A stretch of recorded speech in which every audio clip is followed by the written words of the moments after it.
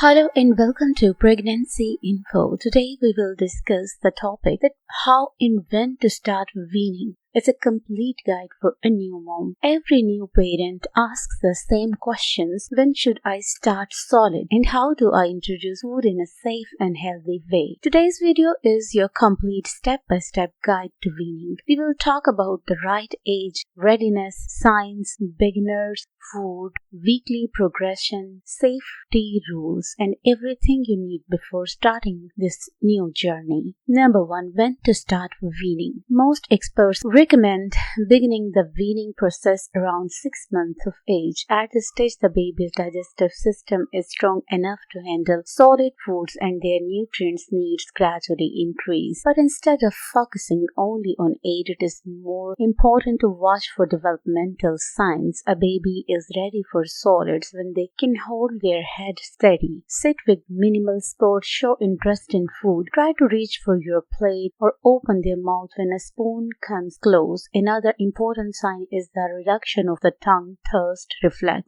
meaning the baby can swallow food instead of automatically pushing it out. Some babies may also seem hungry even after full milk feeds. When these signs appear together, it clearly shows the baby is ready to begin eating solids. Number 2. How to begin weaning. Start with very light, single ingredient foods. Since your baby has been on milk alone for several months, your stomach needs time to adjust. Begin with mashed bananas, mashed boiled potatoes, pureed carrots, homemade rice cereals, or oat blended with breast milk or formula, or for just 2 to 3 teaspoons once a day during the first few days. Their purpose in the beginning is not to make the baby eat a full meal, but to help them explore new flavors, textures, and the basic skill of swallowing. Keep the consistency thin and smooth in the first week and gradually make it thicker as the baby becomes more comfortable. Number 3. The 3-day rule. Whenever you introduce a new food, offer it for 3 consecutive days. This helps you clearly observe your possible reactions such as rash, vomiting, diarrhea, constipation, or irritability. If a reaction occurs, you can easily identify the food responsible. The 3-day rule also gives the baby time to develop familiarity with the taste of each food, making them more open to eating diverse foods later. Number 4. Milk is still the main nutrition. Between 6 and 9 months, breast milk or formula remains the primary source of nutrition. Solids are only meant to complement milk, not replace it. So don't worry if your baby eats very small amounts at first. A few teaspoons are enough. Over time, you can increase from 1 meal a day to 2 meals around 7 months and eventually 3 meals by 8 to 9 months. Even with this progression, milk continues to support your baby's growth, brain development, and immunity. Number 5. Increasing quantity and variety.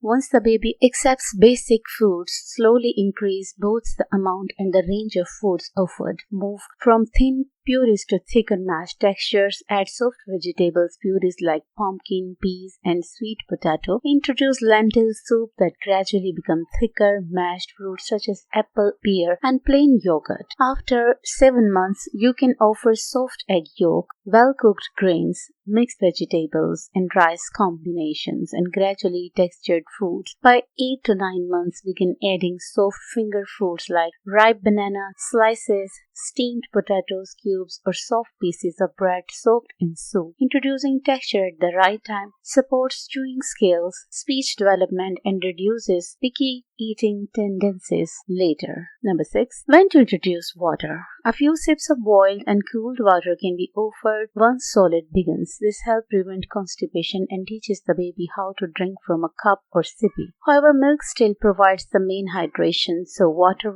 should be limited to small amounts after meals. Number 7. Understanding baby cues. Pay close attention to your baby's signals. If the baby turns their head away, closes their mouth, becomes fussy, or pushes the spoon, it's a sign to stop and try again later. Avoid force feeding as it can create long-term negative associations with foods. Create a calm, distraction-free mealtime environment with a consistent routine. Babies thrive on familiarity, and a predictable feeding setup helps them feel secure and ready to explore new foods. Number 8. Foods to avoid early on. Some foods should not be introduced during early weaning. Honey must be avoided before 1 year due to the risk of infant botulism. Avoid adding salt or sugar because babies' kidneys and salt tasting buds are too sensitive. Hard foods like whole nuts, popcorns, uncut grapes, and raw vegetables pose shocking risk. Cow milk should not be given as a drink before 1 year, although it can be used in small amounts during cooking. Also avoid juices, processed foods, and packaged